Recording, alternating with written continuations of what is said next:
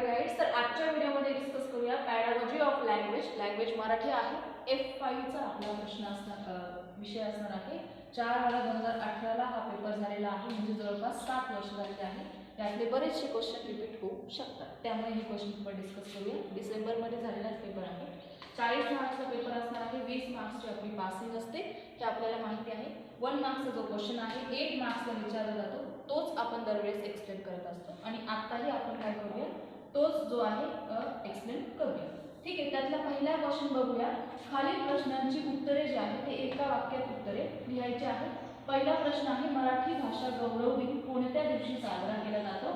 तर 27 फेब्रुवारी जे आहे त्या दिवशी साजरा केला जातो. या दिवशी विष्णू वामन शिरवाडकर, जे की कुसुम आग्रज त्यांना म्हटलं जातं, त्यांचा बर्थडे असतो, त्यामुळे त्या दिवशी मराठी भाषा गौरव दिन साजरा केला जातो. त्यानंतर सेकंड क्वेश्चन आहे, मुलांना गोष्ट सांगण्यासाठी कोणती पद्धत अधिक उपयुक्त ठरते? तर कथा कथन पद्धत, ज्याला आपण स्टोरी टेलिंग म्हणतो, कथा कथन पद्धत उपयोगी ठरते.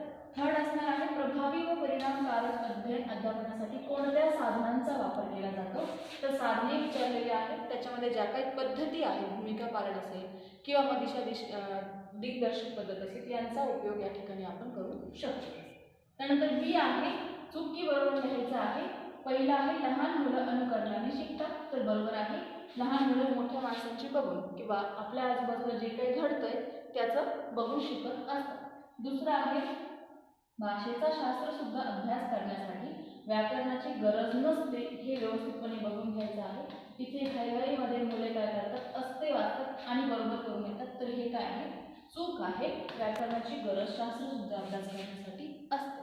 मराठी ही महाराष्ट्राची राजभाषा आहे. तर बरोबर आहे. आपला जो काही महाराष्ट्राचा व्यवहार आहे तो राजभाषेत म्हणजे मराठीत चालतो, त्यामुळे हे आन्सर बरोबर आहे. बाकी याचं चूक आहे आणि याचं बरोबर आहे. खाली जे काही अ गट आणि ब गट यांच्या योग्य जोड्या जुळवायच्या आहे. पहिला आहे व्याकरण पाठ आणि मूल्यमापन. व्याकरण पाठ काय आहे, तर्कशुद्ध विचारनीस किंवा विचारसरणीस वाव, आणि मूल्यमापन काय आहे, सतत चालणारी प्रक्रिया असणार आहे.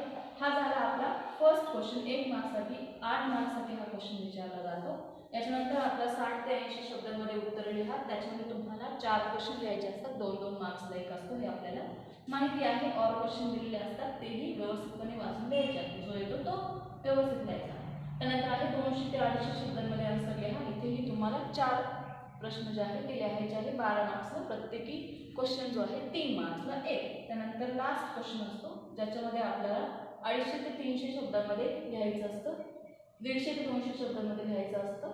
तर तिथे तुम्ही व्यवस्थितपणे बघून घ्यायचं आहे आणि त्याचे आन्सर जे आहे ते लिहायचे आहे. अशा प्रकारे 1 मार्क्स क्वेश्चन जे आहे ते डिस्कस केले.